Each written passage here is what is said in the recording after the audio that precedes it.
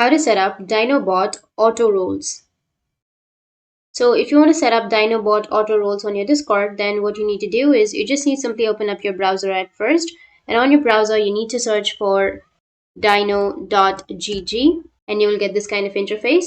Now you just need to simply go with add to server, which is on the top right. And once you click on add to server, then it will take you to your Discord, and after that you need to just scroll a bit and then select your server and go with continue.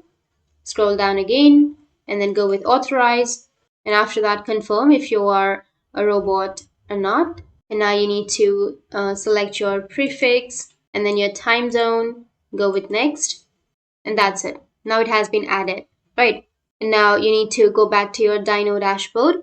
Here you just need to simply go with modules, and under modules here you will have an option of auto roles. So just go with auto roles, and under auto roles you'll have settings. Click on settings, and then here you need to select a role. Once you've selected a role, you need to go with display minutes or display time, and then you can add role and click on add. So that's it. That's how you can set up Dynobot auto roles. And if you have any questions, feel free to comment below. Thanks for watching.